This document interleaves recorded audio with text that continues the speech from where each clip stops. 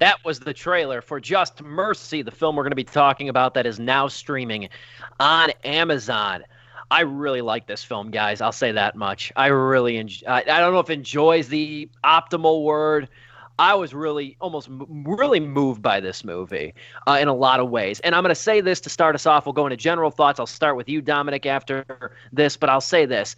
The movie is, I guess, by definition, formulaic. I mean, it is kind of a courtroom movie. It really is. You can't really excuse it. But, man, if all formulaic movies could do formula this well, you wouldn't use the word formulaic. Like, you have a story that's involving and interesting from the beginning of the movie. You have a pair of reticent performances in Michael B. Jordan and Jamie Foxx, who I think are still very underrated actors, especially Jamie Foxx. I don't think Jamie Foxx gets a ton of credit for a lot of the great roles he has had over the last several years. But I thought those two things, those two elements, really carried this film. And I'll throw it over to you, Dominic. General thoughts on Just Mercy. Yeah, you took the words right out, the sentiment right out of my head, which is that Just Mercy does his job extremely well. It easily falls victim to a lot of cliches and familiar ground of, racial injustice, prison sequences, courtroom drama, crusading activists fighting both, a wicked populace and corrupt system, et cetera, et cetera. But as a total package, it is a true story, which does affect, how you should view it. It has real victims, and the message gets younger every year and becomes relevant again and again and right freaking now. So it's the movie we need at the really the perfect time, and it just affects you. It's just something that is. We use the term required viewing for great cinematic classics that we believe you should see, that automatic 4 stars. Here in this case, it's just required viewing because, man, this is what you need right now. Yeah. Like for these times. And if you're not familiar, if you're not up to date with everything, if you're not woke, then that's okay. But then you need to do something about that. And what easier way to do it than to watch a free, no money necessary, actually legitimately free. You can watch that. Also, Selma, which is by Ava DuVernay, who has kind of connections. There's some lines here between this and that movie, and for good reason. There's a reason why they're both free now. And you just watched Selma, too. I just watched Selma too, so this has been for free woke ass week. But yeah, again, just the bare minimum of what you can do. So yeah, Just Mercy, I love it. I can't wait to get into details. And in fact, I'll even start off with one, which is that something that stood out to me towards the beginning of the film is how dead end the color palette felt. Like, holy crap! It's not like apocalyptic or anything, but as the first act got going, it really captured the atmosphere of a small town with nothing but bad history going for it pretty damn well. And I can't necessarily relate to that because, we all live so close to, we're raised so close to Chicago, but I visited a few Illinois towns that ain't got too much going for it. And, you can just kind of tell, like, yeah, they got some bad history. I just thought back to that, and I don't know, we can keep going. Like Jamie Foxx, as you said, Jamie Foxx. Yeah, for me personally, he's kind of an actor that's just kind of like, okay, sure, he's not bad. I have not seen Ray, which I think is the linchpin, which is like the decider for me because he won the Academy Award, right? Yeah, he did. Won the Oscar. Yeah, he won the Oscar for that. So I actually do need to watch it before I can pass any kind of actual final judgment. But between that, it's been, what has it been? Baby Driver. Okay, cool. White House Down. Django Unchained. Actually, okay, never mind. Django Unchained was another big one, and he did pretty damn good in that. Honestly, he was just eclipsed though. For me is It's tough with Jamie Foxx because for every Just Mercy you have a White House Down. For every Ray you have, for every Ray you have Booty Call. Exactly. Yeah. But then for every one of the good movies you mentioned, like oh my God, Django Unchained, he always gets eclipsed by other actors like the German actor. Yeah, Christoph Waltz, Leonardo DiCaprio, Samuel L. Jackson. Yeah, exactly. He gets eclipsed there. And in this movie, he easily gets eclipsed by his other prison mate. Oh my God, I forgot his name. Oh my goodness, I'm sorry. There's so much. The guy who played Herb. You're talking to the guy Yes, who played the guy Herb? who played Herb. Yeah, what's his name? Joe, you got the article. What's Michael his name again? Herb, you said? Herbert. Oh my God. Oh, we need to Rob be Morgan. better Rob than Morgan. Rob There we Morgan. go. Yeah, Rob yeah, yeah. Morgan. Yeah, and I think O'Shea I'm- Jackson Jr. is the other one. I knew that name right away because I actually had watched Junior. But beside the point, yeah, he kind of gets eclipsed here too, Jamie Foxx. But regardless, I can go around all the acting here. I don't know, Joe. How do you want to approach this one? Yeah, I just want to make it clear. We're talking about how it's free. It's free anywhere, guys. You can watch it free on YouTube. You can watch it free. I watched it free on Fandango. I used my Fandango account to watch it. Bougie. Voodoo. Alex Steve said Amazon. This thing is free everywhere, and I have to say, yeah, I think it should be watched. A lot of you are going on Facebook and you're being very political, so why not get, political and watch a movie that gets political? I really love this movie. I thought it was a great job too. I know like all of us are basically coming out of the gates exclaiming it, and I don't want to make it seem like because of what's going on that's factoring into why I love it so much. No, because like this is just a well-made film. There's no doubt about it. Yeah, it is formulaic, like Steve said, but yeah, it does formulaic so well that it just totally passes by. Something that like it not reminded me of, but something that's formulaic that I felt like got a lot of praise, even though I thought it was just an okay film, was like Hidden Figures. This to me is way better than Hidden Figures. This blows that out of the water. Because like Hidden Figures kind of just hits like the same beats over and over again you see with these racial injustice films. This, I mean, there are moments where it's hitting you hard and it's just like, yeah, back then it sucked, and this is only the 80s and even the early 90s, and look how much has changed. If there's one thing that like I literally started punching the couch I was watching this on, it's how many times Michael B. Jordan's character, who once again puts in a phenomenal performance, and as Steve has always said, when the hell is this kid gonna get his Oscar? It's every time Michael B. Jordan has like tried to get Jamie Lee Foxx's character's case reviewed, Walter McMillan. Every single time he tries to get it back onto the court scene and it gets denied. Every single time that happened, I almost wanted to start screaming at my television, no matter how much evidence he found that like all the testimonies that were presented were just complete bullshit. Flagrant racism. I mean, in the cut, it's a true story. It's a true story, true life. True life, as an old buddy of mine used to say. I literally can't see it like not being called racism. Like if you're just like, no, I know, like it's definitely not racist. Like no, that's just racism, guys. And you see too. I mean, you want to talk about why this movie's relevant now. Because it's not explicitly about police brutality, but racism is obviously the hot button issue in America now.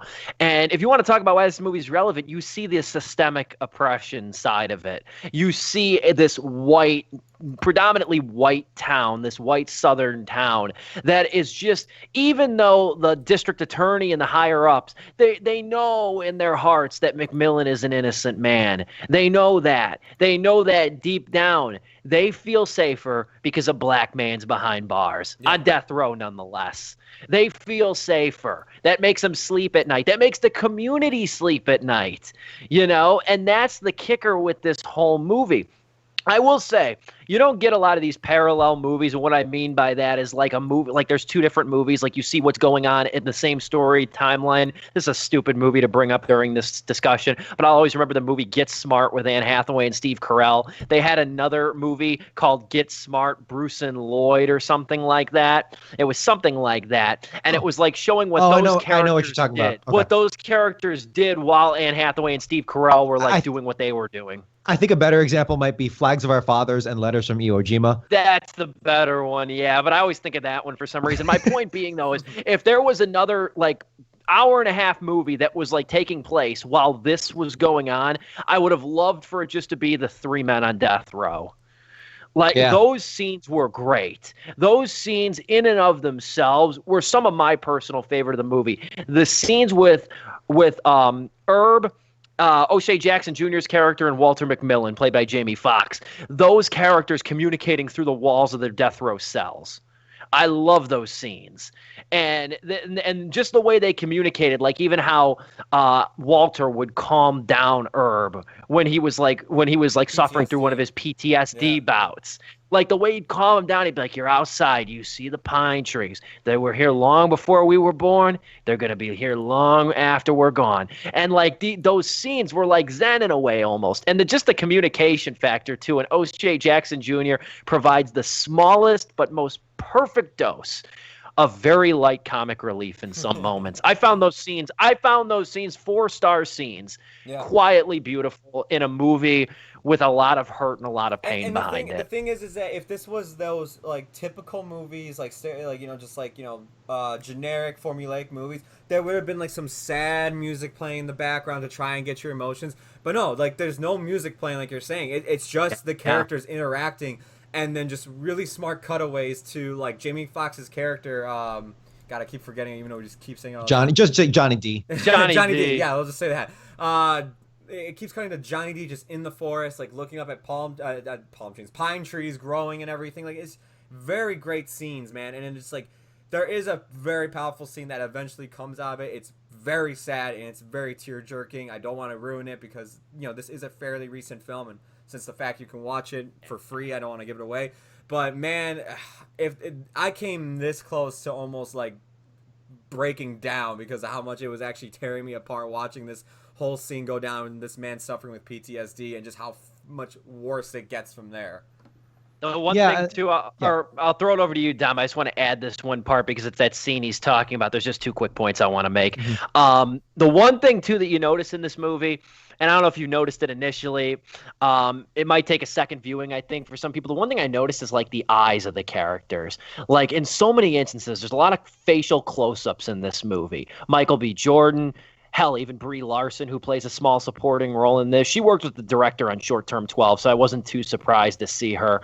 And then even like Johnny D and Herb especially too, like there's close-ups on their eyes that you could just see. There's not even much dialogue and there's a very subdued score, and it like communicates so much more. You realize this communicates so much more than even dialogue, and there's a lot of talking in this movie. There's a lot of talking, but there's certain quiet moments where you just look at the characters' eyes and they say a lot. The last point I'll quickly make too is, again, there is a point to it, comes at the middle parts of the movie and even towards the end, the climax, about the death penalty. And I just want to add this too.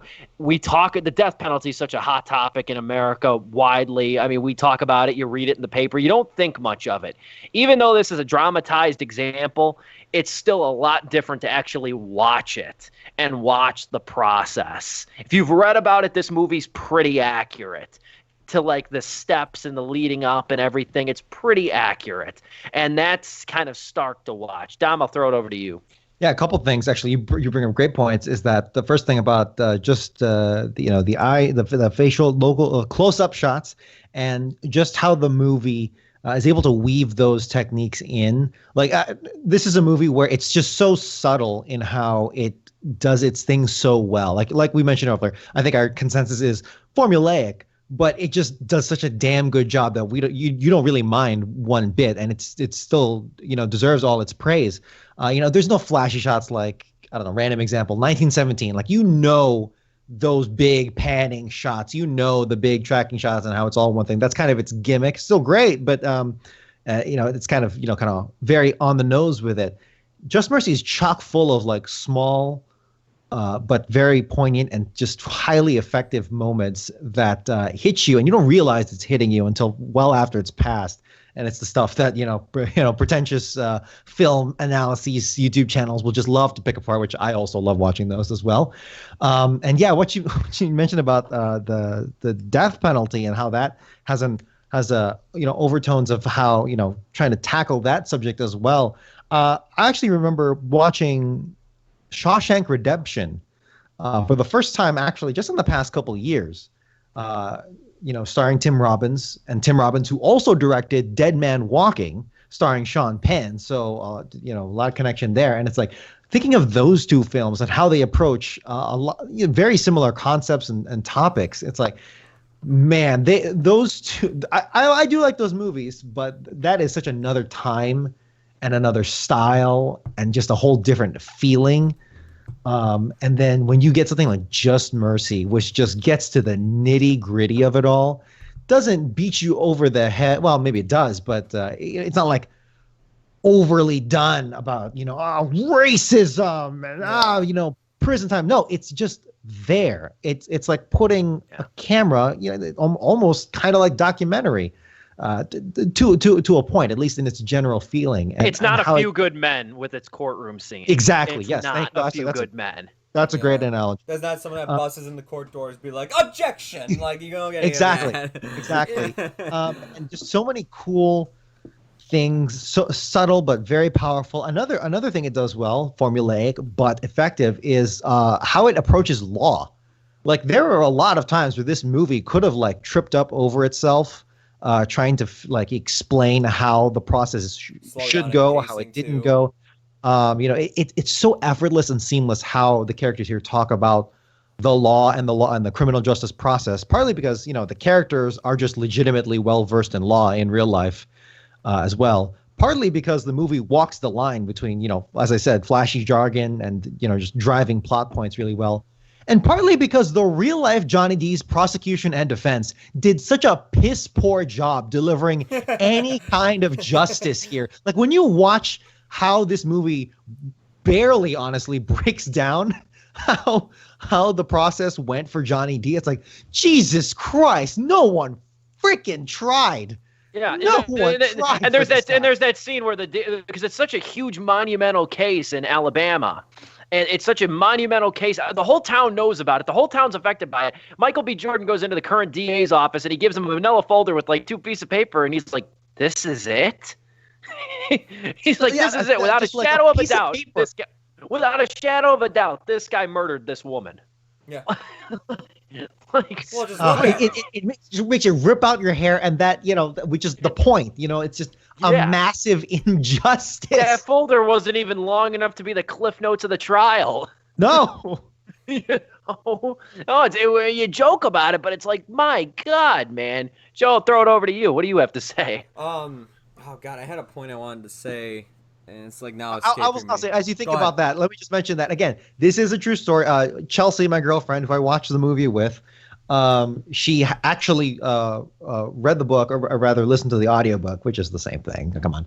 But she listened to the audiobook, and when I watch a movie with Chelsea, I usually tend to like, if it's good, then usually I'll engage with her on it. Like, damn, because we're watching at home, of course, at home. But every now and then I was pausing, like, is that true? Like, did he really get screwed over that hard? And she was like, yeah, no, they nailed it. That's it. Yep. And I'm like, God damn it. And I pressed play, and I just kept doing that.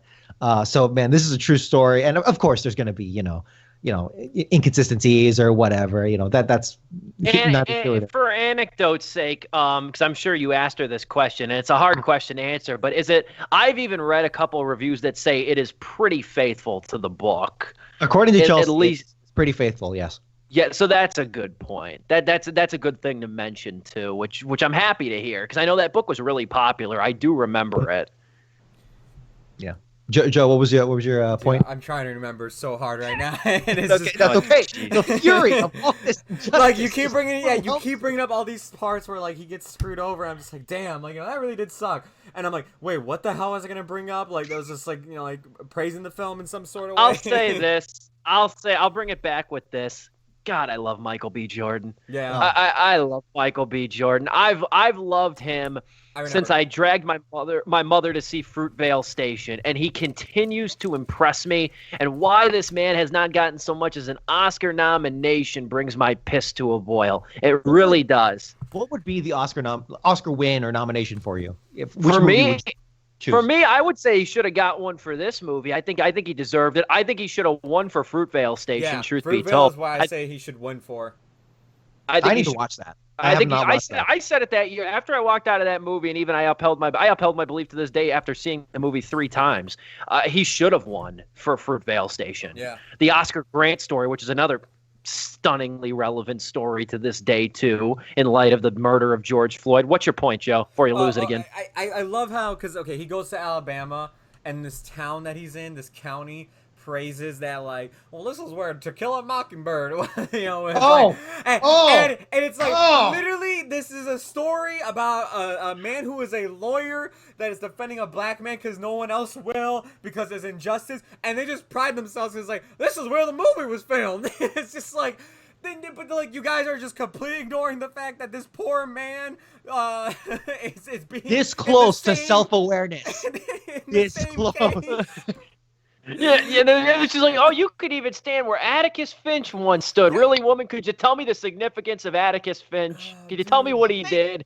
He's a fake character. The town has a real prosecutor who didn't get the books. The point of the book. Every time somebody was like, you should check out the museum, Brian, I was just like, shut up. Like, you should really check out that museum, Brian. That was like, I'm surprised that didn't become a meme yet. That's nuts. We do have to dive in. I told you there was going to be no easy segue to this. We do have to dive into Back to the Future Part 2, but I do want to give our final thoughts on Just Mercy. I will conclude it by saying this is a hugely important movie. It was when it came out a few months ago, and it still is, and I have a fear it's going to be relevant for quite some time, just because of the insight to and what this movie gives about the death penalty and death row. Those are two places we don't go very often in movies. We don't venture down that road, and I think there's so much interesting. I go back to, I mentioned it earlier, the scenes that showed those characters interacting on death row. Both Shea Jackson Jr.'s character and Johnny D. Just the interactions there, I think, are really important and humanistic.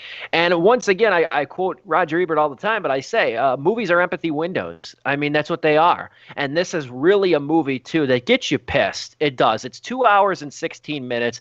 It's a long one. It's a lofty one. Well worth seeing. You get a couple of reticent performances and an involving story from the first frame. I give it 3.5 out of 4 stars. I truly like this movie quite a bit, and I'm really glad it was kind of a late game edition on last show to include this in this review. I'm really happy I saw this. Joe, I'll throw it over to you. Final thoughts. I mean, man, just to echo what everybody's been saying throughout this review, I mean, this is a very timely thing. This is like...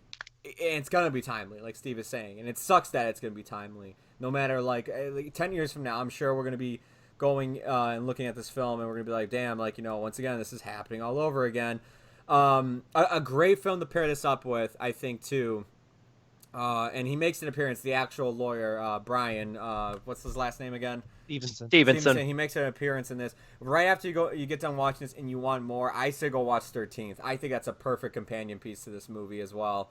But yeah, man, I think this movie is great. I absolutely loved it. Fantastic performances all around, especially from Jamie Foxx, Michael B. Jordan. I think they're great together on screen. And as Steve was saying, those prison scenes, they hit the hardest, and they definitely are the best scenes in this movie. It's formulaic, but it does it amazingly well. It really sucks that this didn't get anything at the Oscars. Nothing. Not best adapted screen. Can't even talk. Best adapted screenplay, not best acting, supporting, or lead, like nothing. It didn't get any recognition whatsoever because it does deserve it. I'm right there with Steve. It's 3.5 out of 4 stars for me. Wow, Joe just dropped a truth bomb on me. This movie came out in 2019. I thought the original release was like this past week. Oh no! Shit! Holy shit! Really? Yeah, this came out in 2019. It's got nothing. No love from the Oscars. Wow. No love. Okay, well, you schmuck. That's right. why I asked you if you saw it in theaters in the pre-show. That's why I asked. was wondering why you were asking that. Okay. I'm like, did we miss? I'm like, did you guys all miss this? Are we all in the same boat? This is our first time. Yeah. Anyway, going off Joe, what's that? I said I would pair. So he said pair it with 13. I should watch 13. So I'll take you up on that. See, Ava DuVernay doc. Yeah. Is that going off her? Another movie you should watch that is free right now, just like Just Mercy, is Selma. In my opinion, not as effective of a film as Just Mercy, but just for the history lesson alone, it's still a good movie to watch, and I think it's worth that. So, Just Mercy, I'm not even gonna give it like a joke, a joke rating because of the injustice that it received at the Oscars. But man. 3.5 out of 4 stars, man. This is something that every humanities class or law class or even like religion studies or whatever is gonna show in their classes or even in high schools, because it's a movie that makes you think, Jesus Christ, this happened, and this is still ongoing, and it's been never been more relevant. It gets younger, man. It's gonna get younger every freaking year. So yeah. Check it out, Just Mercy, free on Amazon, on Vudu, on Fandango, evidently. That's where Joe watched it. YouTube. It is free online. You need to watch Just Mercy.